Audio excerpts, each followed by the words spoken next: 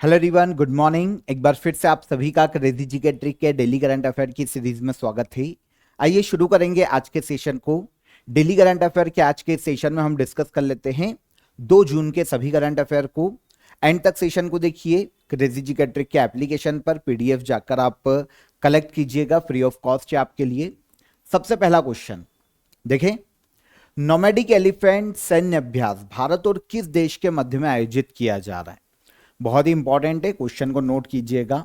देखिए, जितनी भी मिलिट्री एक्सरसाइज होती है, नेवल एक्सरसाइज होती है इंडिया की किसी भी और देश के साथ में, तो यहां से क्वेश्चन एग्जाम में हमने काफी देखे हैं। तो यहां पर बात हो रही है नोमैडिक एलिफेंट मिलिट्री एक्सरसाइज की, तो इसका आयोजन किया जाता है इंडिया और मंगोलिया की मिलिट्री के मध्य में। आंसर हो जाएगा आंसर सी। देखिए, 31 मई को यह शुरू हुआ है और इसका आयोजन किया जाएगा 13 जून 2025 तक। आयोजन किया जा रहा है मंगोलिया के उलन बटार नाम के प्लेस पर। इसका शहर है मंगोलिया का। यहां पर आयोजित किया जाएगा nomadic elephant joint military exercise और इस बार यह 17th एडिशन है, क्योंकि दोनों देशों की सेना के मध्य में आपसी सहयोग को स्थापित करने के लिए, आपसी कोलैबोरेशन को बढ़ाने के लिए इसकी शुरुआत की गई थी 2004 में। 2004 में शुरू किया गया। नॉर्मली ये हर साल आयोजित किया जाता है, पर कभी मिस भी हो जाता है। लास्ट एडिशन जुलाई 2024 में आयोजित किया गया था, जो कि 16वां एडिशन था। तब इसका आयोजन किया गया था उमरोई, जो कि भारत के मेघालय राज्य में आता है। तो टर्न बाय टर्न दोनों देशों में आयोजित किया जाता है। 2024 में इंडिया में आयोजित किया गया और अब आयोजित किया गया है मंगोलिया के उलन बाटोर में। तो दोनों एडिशन याद रखिए। इस बार जो लेटेस्ट है वो 17th एडिशन है। लास्ट ईयर जो हुआ था 16th एडिशन था और शुरुआत की गई थी 2004 में। इस बार यहां पर भारत ने 45 सैनिकों के एक दल को भेजा है, इंडियन आर्मी के, जिसमें से ज्यादातर जो सैनिक है वो अरुणाचल प्रदेश स्काउट्स के सैनिक है ना। इनकी बात करें तो एक विशिष्ट इन्फेंट्री रेजिमेंट है इंडिया की, अरुणाचल स्काउट। इसके भेजे गए हैं 45 सैनिक पार्टिसिपेट करने के लिए। तो ये तो बात हो जाती है नोमैडिक एलिफेंट की। इसके अलावा 2025 में जो अदर एक्सरसाइज आयोजित की गई इंडिया या फिर किसी भी देश के मध्य में, तो उन पर एक बार हम नजर डाल लेते हैं। ये सारी की सारी 2025 की है जो अभी तक आयोजित की गई। तो एक्सरसाइज एक्वेरिन की यहां पर हमें बात करना चाहिए। इंडिया और मालदीव के मध्य में इसका आयोजन किया गया था 2025 में और आयोजन हुआ था मालदीव्स में। तो अगर क्वेश्चन आता है कि एक्सरसाइज एक्वेरिन किन के मध्य में आयोजित की जाती है इंडिया के अलावा, तो Maldives. Exercise desert hunt India की जो तीनों आर्म्ड फोर्स है उनके मध्य में जोधपुर के एयरफोर्स स्टेशन पर इसका आयोजन किया गया था। फिर बोंगो सागर नेवल एक्सरसाइज से नेवी के मध्य में इंडिया और बांग्लादेश के मध्य में यह आयोजित की गई थी बे ऑफ बंगाल में। फिर वरुण नेवल एक्सरसाइज, इसकी बात करें तो इसका आयोजन किया गया इंडिया और फ्रांस के मध्य में अरेबियन सी में, इंडिया के पास में। फिर एक्सरसाइज सी ड्रैगन की बात करें तो ये काफी सारी कंट्रीज इसमें पार्टिसिपेट करती है। एक बहुराष्ट्र एक्सरसाइज है जिसमें ऑस्ट्रेलिया के अलावा इंडिया, जापान, कोरिया, यूएसए इन्होंने पार्टिसिपेट किया था और गुआम में इसका आयोजन किया गया था। इंदिरा 2025 नेवल एक्सरसाइज इंडिया और रशिया के मध्य में आयोजित की जाती है। इंद्र नेवल एक्सरसाइज इस बार ये आयोजित की गई बे ऑफ बंगाल में। फिर एक्सरसाइज टाइगर ट्रंप, इसकी बात करें तो इंडिया और यूएसए के मध्य में आयोजित की जाती है। इसका आयोजन इस बार इंडिया में किया गया था। और डस्लिक मिलिट्री एक्सरसाइज एक प्रकार की 2025 में इसका आयोजन किया गया था इंडिया और उज्बेकिस्तान के मध्य में, भारत में पुणे के औंध नाम का एक प्लेस है पुणे में, यहां पर इसका आयोजन किया गया था इंडिया और उज्बेकिस्तान के मध्य में। डस्लिक मिलिट्री एक्सरसाइज से 2025 में हाल ही में ये आयोजित की गई। तो ये अदर मिलिट्री एक्सरसाइज से ध्यान रखना। आगे बढ़ते हैं। सारी 2025 में ही आयोजित की गई है। दुनिया की सबसे ऊंची 7 चोटियों पर चढ़ने वाले भारत के सबसे कम उम्र के पर्वतारोही कौन बने? तो वर्ल्ड के 7 कॉन्टिनेंट की 7 सबसे ऊंची चोटियों पर चढ़ने वाले सबसे कम उम्र के इंडियन बने हैं विश्वनाथ कार्तिकेयन। इनकी एज 16 साल है। 16 साल की उम्र में इन्होंने वर्ल्ड की 7 ऊंची चोटियों को फतेह किया है। और इंडिया के सबसे कम उम्र के पर्वतारोही हैं ऐसा करने वाले 16 साल में। और वर्ल्ड में अगर हम देखें तो वर्ल्ड में दूसरे नंबर के, क्योंकि वर्ल्ड में एक जॉर्डन रोमिरो जो कि यूएसए से आते हैं, पर्वतारोही हैं। ये दुनिया की 7 चोटियों पर चढ़ने वाले सबसे कम उम्र के व्यक्ति हैं पूरे वर्ल्ड में। इन्होंने ये उपलब्धि 15 वर्ष की उम्र में प्राप्त की थी। 15 साल की उम्र में 7 समिट्स चैलेंज को इन्होंने पूरा किया था। वर्ल्ड की 7 महाद्वीपों की 7 सर्वोच्च चोटियों को फतह करना 7 समिट्स चैलेंज कहलाता है। वर्ल्ड से कंपेयर करें तो इंडिया के विश्वनाथ कार्तिकेयन दूसरे व्यक्ति हो जाते हैं और इंडिया के सबसे कम उम्र के पर्वतारोही 16 साल की उम्र में इन्होंने 7 समिट्स चैलेंज को पूरा किया है। अच्छा, वर्ल्ड की सबसे ऊंची 7 चोटियां, अलग अलग महाद्वीप की सबसे ऊंची 7 चोटियों की बात करें तो सबसे ऊंची देखने को मिलेगी एशिया में। यहां आपको दिखाई नहीं देगा मैप पर, मैं आपको इधर ले चलता हूं। सबसे ऊंची है एशिया में माउंट एवरेस्ट, 8,850 मीटर अब इसकी ऊंचाई हो गई है। साउथ अमेरिका में, दक्षिण अमेरिका में देखने को मिलेगी एकांकागुआ, 6,961 मीटर। यूरोप में चलते हैं तो माउंट एल्ब्रुस देखने को मिलेगी, 5,642 मीटर ऊंची। फिर उत्तरी अमेरिका या नॉर्थ अमेरिका में जाएंगे तो माउंट डेनाली, जिसे माउंट मैकिनले कहा जाता था पहले, 6,190 मीटर ऊंची है। अफ्रीका में जाएंगे तो माउंट किलिमंजारो 5,895 मीटर ऊंची है। अंटार्कटिका में विंसन मैसिफ 4,892 मीटर और ऑस्ट्रेलिया में जाएंगे तो माउंट कॉसियुस्को 2,228 मीटर ऊंची चोटी है। तो ये वर्ल्ड की अलग अलग 7 ऊंची चोटियां हैं, है ना, 7 महाद्वीपों की। तो इनको फतह किया है हाल ही में भारत के विश्वनाथ कार्तिकेयन ने सबसे कम उम्र में।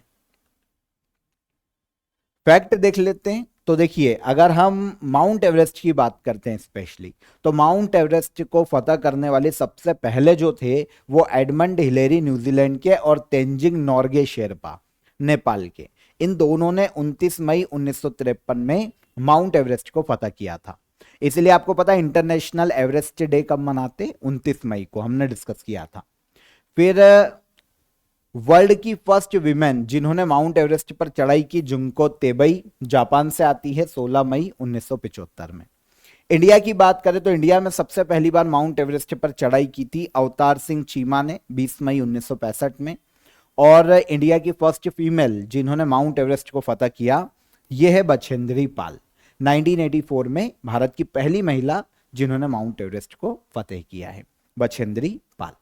ठीक है, आगे बढ़ने से पहले ऑफर ऑफ द डे आपको बता देता हूं। आप सभी के लिए बायोलॉजी के 400 इंपॉर्टेंट एमसीक्यूज का यहां पर आपको कोर्स अवेलेबल है, जहां पर देखिए आपको डिटेल्ड पीडीएफ मिल जाती है 400 इंपॉर्टेंट एमसीक्यूज की, जो कि बायोलॉजी के हैं। और साथ ही साथ आपको सभी क्वेश्चन का वीडियो सॉल्यूशन भी यहां पर अवेलेबल है। बायोलॉजी के जहां पर भी जिस भी एग्जाम में क्वेश्चन आते हैं, आपको स्पेशली ये 400 इंपॉर्टेंट एमसीक्यूज में से ही सारे क्वेश्चन पूछे जाते हैं। तो आपको पीडीएफ भी मिल जाएगी विद डिटेल और साथ ही साथ वीडियो सॉल्यूशन भी आपको अवेलेबल है काफी अफोर्डेबल प्राइस में। तो आप इसे ज्वाइन कीजिए, डिस्क्रिप्शन में मैंने आपको इसकी लिंक दे दी है।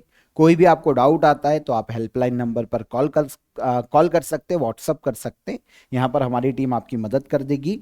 तो चेकआउट कीजिएगा एक बार, एप्लीकेशन में लिंक दी है, वहां पर जाकर आप इसे अवेल कीजिए। तब तक हम चलते हैं हमारे अगले क्वेश्चन पर। अगला क्वेश्चन देखते हैं।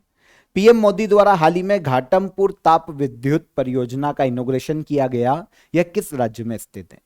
घाटमपुर थर्मल पावर प्लांट की अगर हम बात करते हैं तो इसका इनॉग्रेशन भारत के पीएम ने हाल ही में किया है और यह स्थित है भारत के उत्तर प्रदेश राज्य में, यूपी में स्थित है। ताप विद्युत केंद्र, यहां पर देखिए ताप विद्युत केंद्र क्या होता है पहले ये समझिए। ऐसे पावर प्लांट जहां पर स्पेशली कोयले से बिजली बनाई जाती है, कोयला, ऑयल, गैस इनका भी यूज किया जाता है, लेकिन स्पेशली कोयले से बिजली का उत्पादन किया जाता है। तो अभी उत्तर प्रदेश के कानपुर में एक थर्मल पावर प्लांट है, बहुत ही फेमस है। अभी इसका इनॉग्रेशन किया गया है, 2024 में से शुरू किया गया था, घाटमपुर ताप विद्युत परियोजना। तो इनॉग्रेशन किसने किया? भारत के पीएम नरेंद्र मोदी ने। देखिए 660 मेगावाट की फर्स्ट यूनिट का इनॉग्रेशन हुआ है। वैसे यहां पर 3 यूनिट है घाटमपुर में। 3 यूनिट में टोटल विद्युत उत्पादन क्षमता है 1980 मेगावाट। एक यूनिट 660 मेगावाट की ये इनोग्रेट हो चुकी है। बाकी की 2 यूनिट 2025-26 तक बनकर तैयार हो जाएगी। सारी यूनिट 660 मेगावाट की है। टोटल विद्युत उत्पादन क्षमता हो जाएगी 1980 मेगावाट। टोटल कॉस्ट आएगी इसकी 21,780 करोड़ रुपए। ये जब तीनों यूनिट बन जाएगी तो ये टोटल कॉस्ट है घाटमपुर ताप विद्युत केंद्र की। तो आपको ताप विद्युत केंद्र समझ में आ गया, जहां पर कोयले से बिजली बनाई जाती है। स्पेशली इंडिया की जितनी भी विद्युत आवश्यकता है उसका 60% थर्मल पावर प्लांट से ही हमारी आपूर्ति होती है। सबसे बड़ा हमारा ऊर्जा का स्रोत ताप विद्युत केंद्र ही है। भारत का जो पहला ताप विद्युत केंद्र था वो Hussain Sagar thermal power plant था, 1920 में स्थापित किया गया था, दक्षिण भारत में बनाया गया था। अगर इंडिया का सबसे बड़ा ताप विद्युत केंद्र की बात करते हैं कौन सा है, तो विंध्याचल ताप विद्युत केंद्र एमपी के सिंगरौली में 4760 मेगावाट इसकी विद्युत उत्पादन क्षमता है।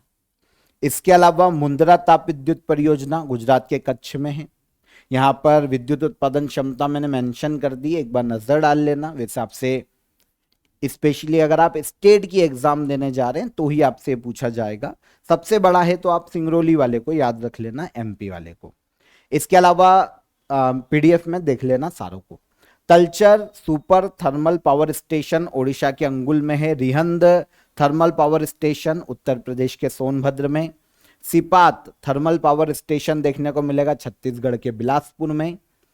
कोरबा थर्मल पावर प्लांट देखने को मिलेगा छत्तीसगढ़ के कोरबा में। रामागुंडम ताप विद्युत संयंत्र तेलंगाना में है। और घाटमपुर ताप विद्युत संयंत्र जिसकी हमने बात की है उत्तर प्रदेश के कानपुर में स्थित है, जिसकी विद्युत उत्पादन क्षमता 1980 मेगावाट है।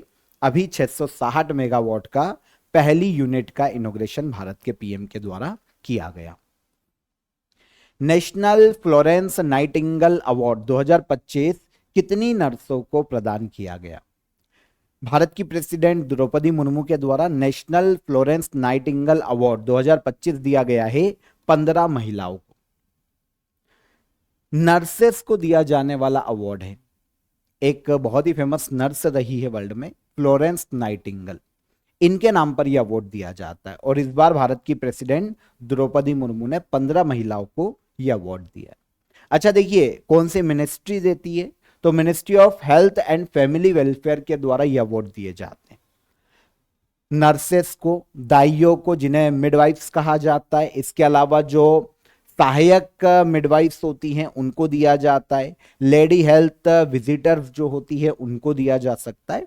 तो ऑल ओवर जो सपोर्टिव स्टाफ होता है नर्स श्रेणी में जितने भी होते हैं उनको यह अवार्ड दिया जाता है, चाहे वो पब्लिक सेक्टर में हो या फिर वॉलेंट्री सेक्टर में सेवाएं दे रही हो, तो इन ऐसी नर्सों को यह अवार्ड दिया जा सकता है।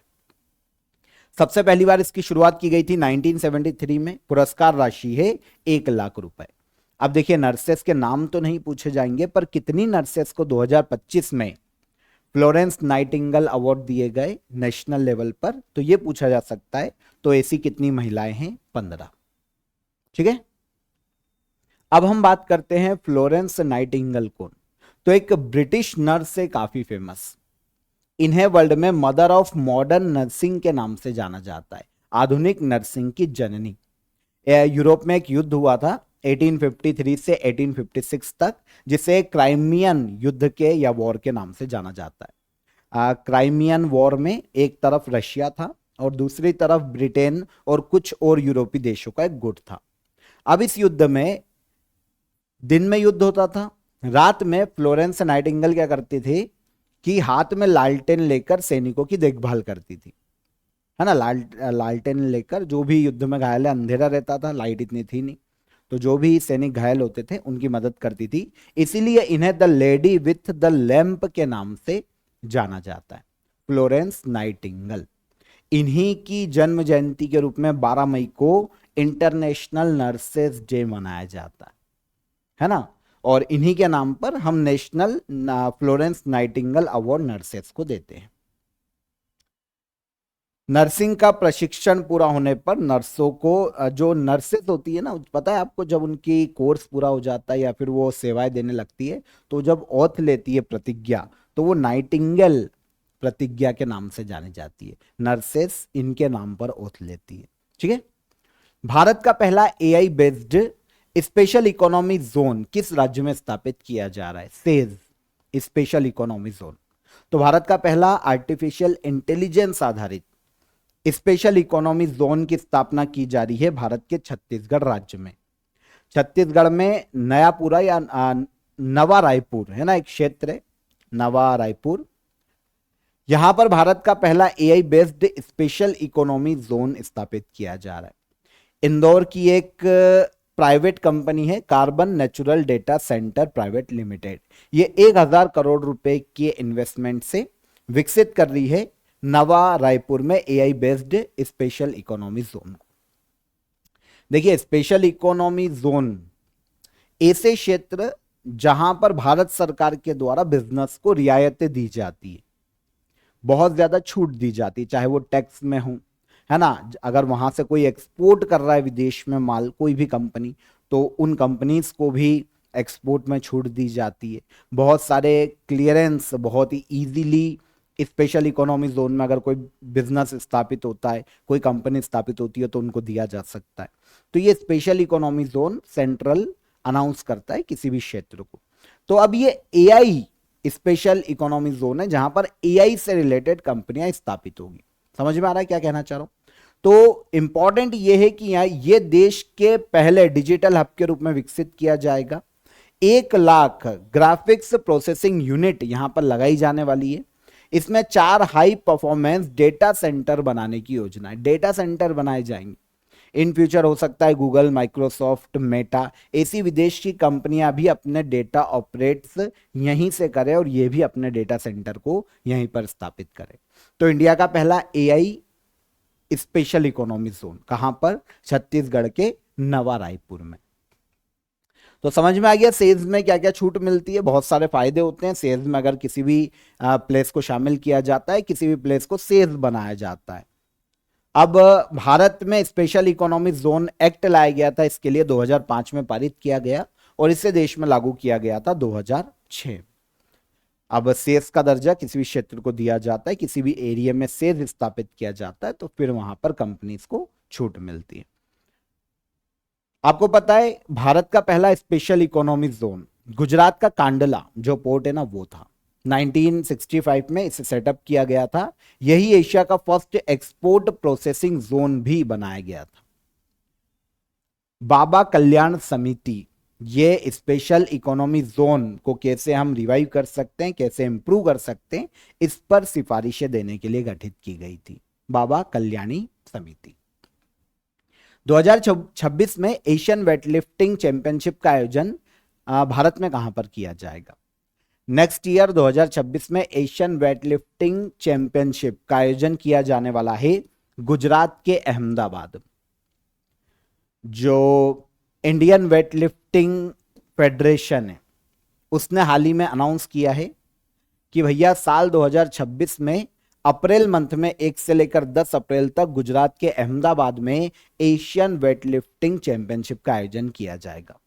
वैसे देखिए, एशियन वेटलिफ्टिंग चैंपियनशिप का आयोजन एशियन वेटलिफ्टिंग फेडरेशन करवाता है, जो कि एशिया के देशों के मध्य में वेटलिफ्टिंग के जितने भी प्रतिस्पर्धाएं, जितने भी खेल है, उनका आयोजन करने की जिम्मेदारी रखती है, गवर्न करने वाली बॉडी। हम बात करेंगे आगे।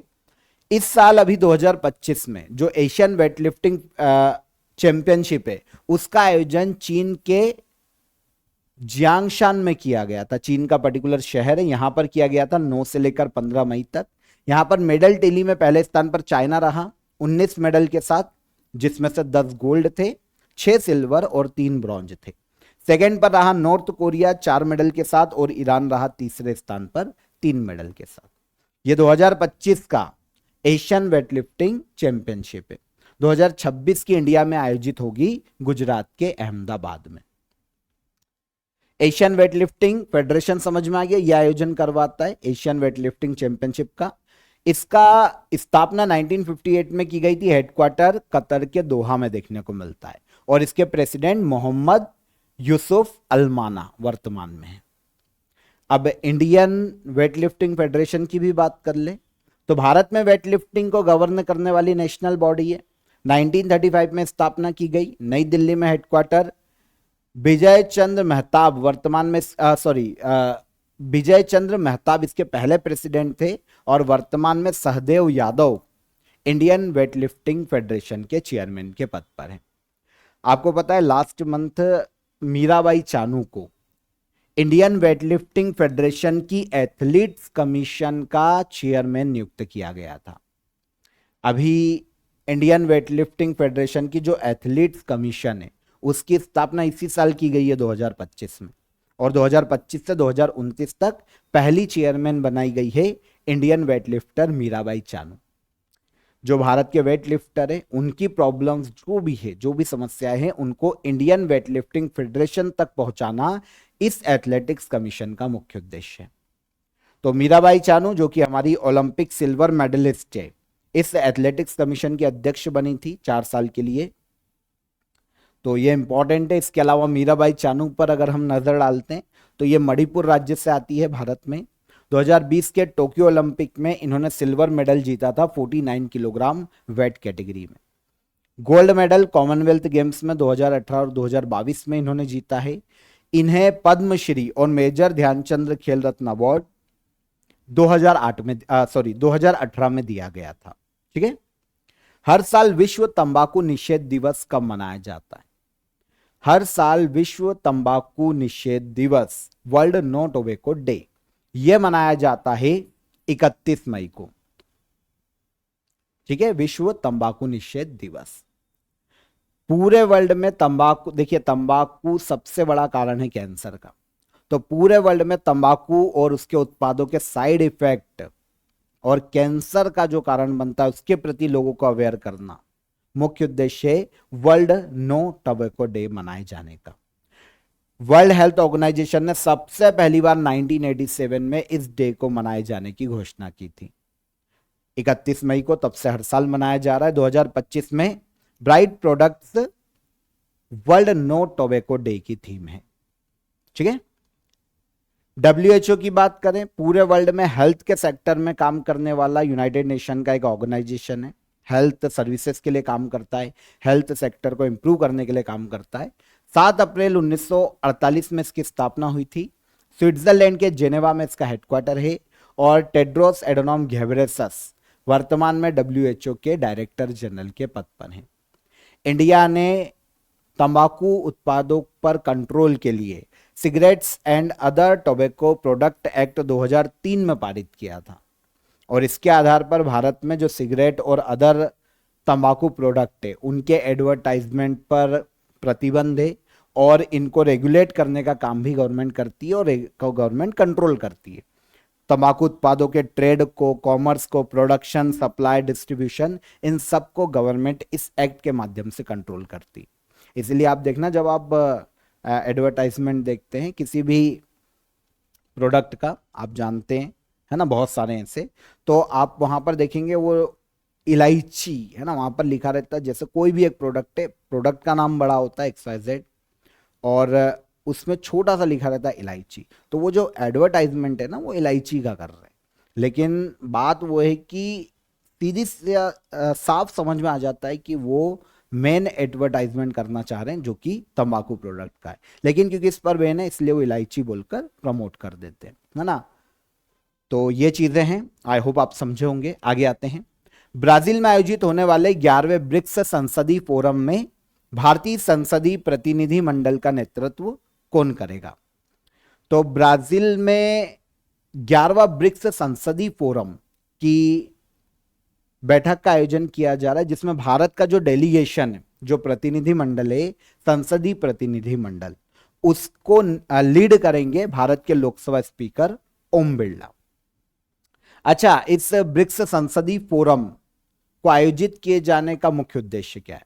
तो देखिए, आयोजन किया जाता है ताकि ब्रिक्स कंट्रीज के जो पार्लियामेंट्री मेंबर्स है, पार्लियामेंट के जो लीडर है, वो आपस में मिलकर दुनिया के सामने जितनी भी प्रॉब्लम्स हैं, या तो प्रेजेंट में है या फ्यूचर में हो सकती है, उन सभी मुद्दों पर चर्चा करते हैं, उनका सॉल्यूशन निकालने की कोशिश करते हैं। जैसे इकोनॉमी हो जाती है ना, किसी भी देश की इकोनॉमी अगर क्राइसिस में है, पीस को लेकर बात की जाती है, सिक्योरिटी को लेकर यहां पर बात की जाती है, क्लाइमेट चेंज के मुद्दों पर यहां पर विचार विमर्श किए जाते हैं, हेल्थ सेक्टर को, एआई को लेकर।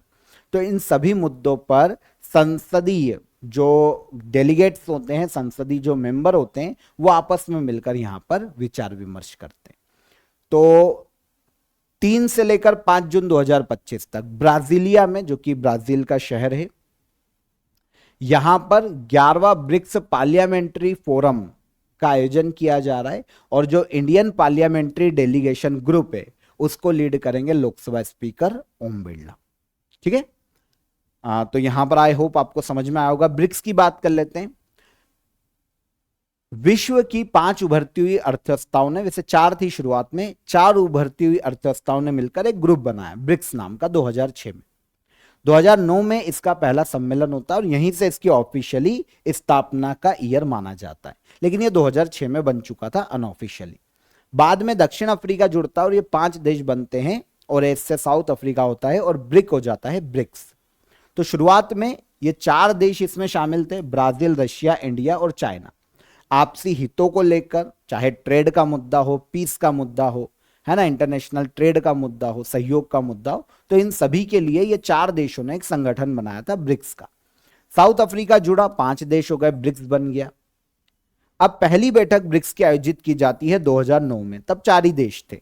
रशिया में आयोजित की गई और 2010 में आगे चलकर दक्षिण अफ्रीका जुड़ गया। वर्तमान में ब्रिक्स में 11 मेंबर है। इसके अलावा Egypt, Ethiopia, Indonesia, Iran, Saudi Arabia और यूएई, ये बाद में ब्रिक्स के सदस्य बने। वर्तमान में 11 मेंबर। इसकी पहली बैठक 2009 में रशिया में हुई थी। इसकी जो लास्ट बैठक है 2024 में अक्टूबर मंथ में 16वीं समिट, ये भी रशिया के कजान में आयोजित की गई थी। और अब लेटेस्ट 17th समिट का आयोजन किया जाएगा जुलाई 2025 में ब्राजील के रियो डी जेनेरियो में। तो ये अब आयोजित की जाएगी जुलाई में ब्रिक्स की समिट। 31 मई 2025 को लोक माता अहिल्याबाई होलकर की कौन सी जयंती मनाई गई? तो 31 मई 2025 को अहिल्याबाई होलकर की 300वीं जयंती मनाई गई है। होलकर वंश की शासिका रही है मध्य प्रदेश के इंदौर में, इनका शासन था मालवा में।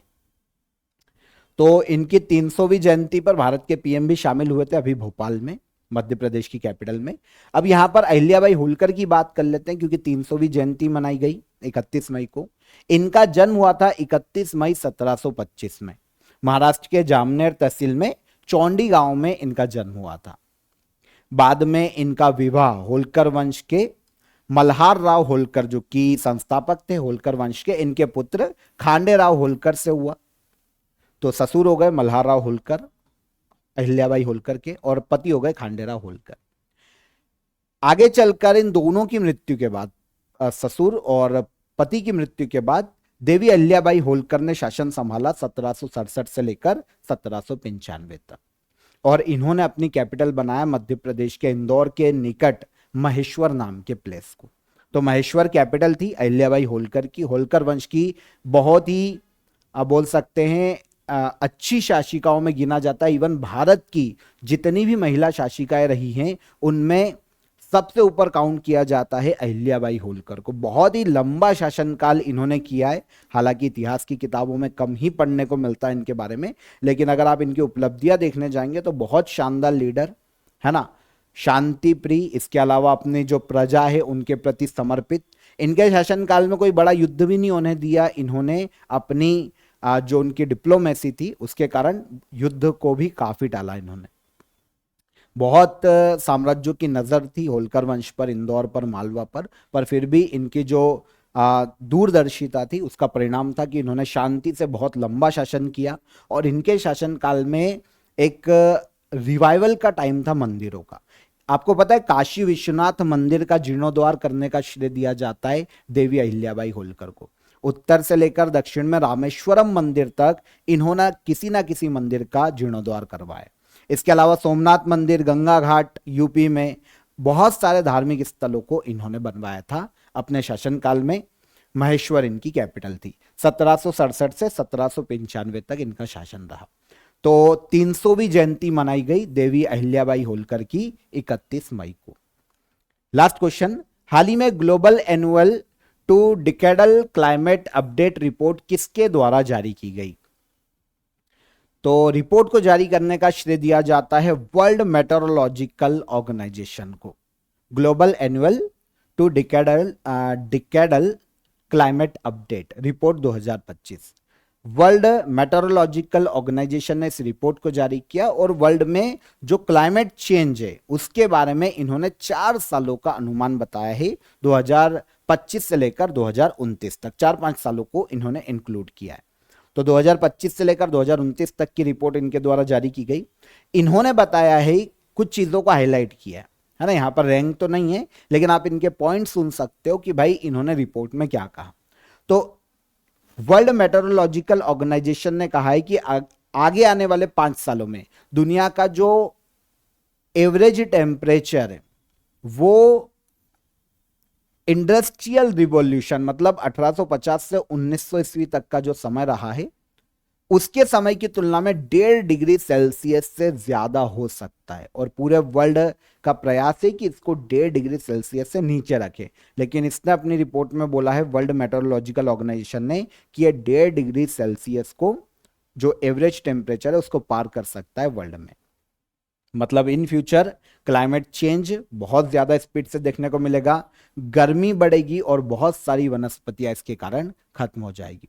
रिपोर्ट बताती है कि दुनिया में सबसे तेजी से क्लाइमेट चेंज और ग्लोबल वार्मिंग की प्रॉब्लम बढ़ रही। तो वर्ल्ड मेट्रोलॉजिकल ऑर्गेनाइजेशन की रिपोर्ट थी। तो इस संस्था पर हम नजर डालते हैं। एक इंटरनेशनल ऑर्गेनाइजेशन है जो कि पूरे वर्ल्ड में वेदर, क्लाइमेट चेंज है ना, वाटर, पानी से जुड़ी समस्या, इन सभी मुद्दों पर काम करता है इंटरनेशनल लेवल पर। स्थापना 1950 में की गई थी। स्विट्जरलैंड के जेनेवा में इसका भी हेडक्वार्टर देखने को मिलता है। Secretary general Celeste Saulo, world meteorological organisation के। बहुत सारी अदर रिपोर्ट भी ये पब्लिश करता है हर साल। State of the climate report, green house gas bulletin, annual statement on the state of the climate, ये सारी रिपोर्ट वर्ल्ड मेट्रोलॉजिकल ऑर्गेनाइजेशन की रिपोर्ट है। तो आप इन रिपोर्ट को देख लेना, एक बार नजर डाल लेना। ये वैसे इतनी इंपॉर्टेंट है नहीं, पूछी नहीं जाती है, पर नजर डाल लेना, ठीक है। तो यहां पर हमने 2 जून के सभी करंट अफेयर को डिटेल में डिस्कस कर लिया। अब हम चलेंगे लास्ट डे के हमारे करंट अफेयर के रिवीजन पर। देख लेते हैं हमारी रिवीजन क्लास को, क्वेश्चन आंसर को। भारत के पीएम नरेंद्र मोदी ने जयप्रकाश नारायण इंटरनेशनल एयरपोर्ट पर नए टर्मिनल का इनॉग्रेशन किया। यह एयरपोर्ट भारत के किस राज्य में है? बिहार के पटना में। हाल ही में कनाडा इंडिया फाउंडेशन द्वारा किसे global Indian of the year award से सम्मानित किया गया? तो ये हो जाएंगे सदगुरु। हिंदी पत्रकारिता दिवस हर साल कब मनाया जाता है? तो ये 30 मई को मनाया जाता है। राष्ट्रीय बौद्धिक संपदा महोत्सव 2025 का आयोजन कहां किया गया? तो उत्तराखंड के देहरादून में। सनग्लासेस कंपनी ओकले ने किस भारतीय क्रिकेटर को अपना ब्रांड एम्बेसडर बनाया है? तो ये हो जाएंगे कौन? शुभमन गिल। विकसित कृषि संकल्प अभियान 2025 की शुरुआत कहां से की गई?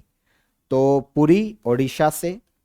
रक्षा अनुसंधान एवं विकास संगठन डीआरडीओ ने किस शहर में क्वांटम टेक्नोलॉजी रिसर्च सेंटर का इनॉग्रेशन किया? तो ये नई दिल्ली कैपिटल में। शहरी नवाचार और विकास को बढ़ावा देने के उद्देश्य से अंकुर स्कीम को किसने शुरू किया है?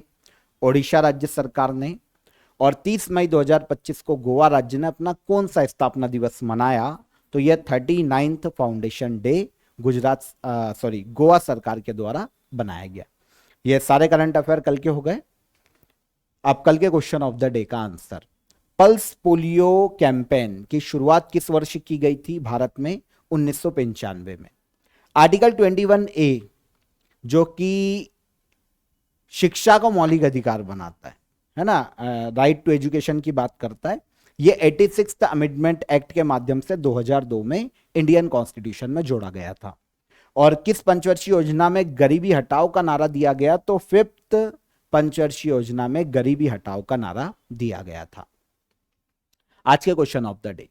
संविधान में मूल कर्तव्य किस देश के संविधान से लिए गए? भारत में योजना आयोग को किसने रिप्लेस किया है, मतलब योजना आयोग के स्थान पर नया ऑर्गेनाइजेशन कौन सा है? भारत की पहली स्वदेशी परमाणु पनडुब्बी कौन सी है? तो तीनों क्वेश्चन के आंसर कमेंट में कीजिए। सेशन कैसा लगा ये भी बताइएगा। पसंद आया हो तो लाइक और शेयर करके ही जाइएगा। एप्लीकेशन को चेकआउट जरूर कीजिए, और एप्लीकेशन में मैंने आपको ऑफर ऑफ द डे की लिंक डिस्क्रिप्शन में मैंने आपको ऑफर ऑफ द डे की लिंक दे दी है, वहां से आप उसे अवेल कर सकते हैं। कल फिर मुलाकात करेंगे, तब तक अपना ख्याल रखिए। जय हिंद, जय भारत।